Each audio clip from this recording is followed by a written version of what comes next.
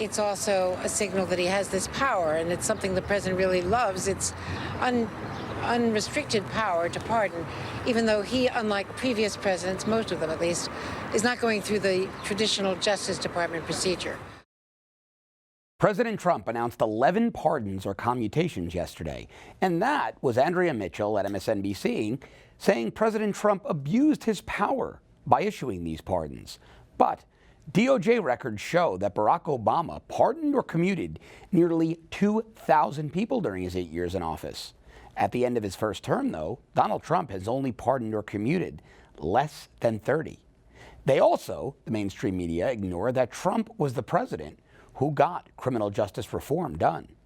He became, to the shock of everybody, the biggest, loudest champion on criminal justice and used his power to get something done. Look, I got 99 conflicts with Trump administration. Prisons are not one. One Trump commutation was for a Miami woman named Judith Negron.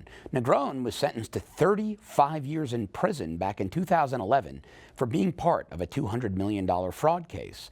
She was the only one to not take a plea deal and went to trial. This was also her first offense. Now, keep in mind, this is the same U.S. Attorney's Office, the Southern District of Florida, that refused to prosecute serial pedophile Jeffrey Epstein.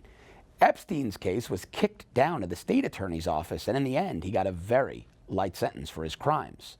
Another one of the key commutations was for former Illinois Governor Rod Blagojevich. Blagojevich was convicted of fraud charges for trying to sell the vacant Senate seat of Barack Obama after he was elected president.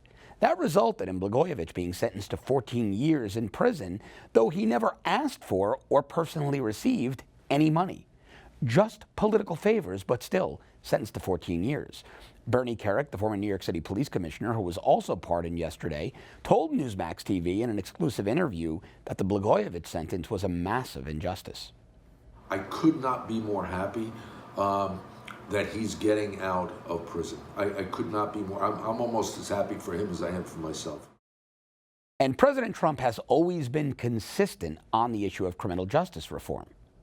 You know, you have murderers on the street, you have sex offenders all over the place, and this guy goes to jail for 14 years. I think it's an outrageous sentence. Democrats slammed Trump for commuting Blagojevich's sentence. One of those Democrats was Illinois Senator Dick Durbin. Durbin said, quote, former Governor Blagojevich betrayed the people of Illinois and engaged in a pattern of corrupt behavior for which he was held accountable and which cost him more than 7 years of freedom. However, back in 2018, Durbin wanted Blagojevich's sentence reduced, saying, quote, I'll let President Trump make that decision, but I certainly think 14 years was entirely too long.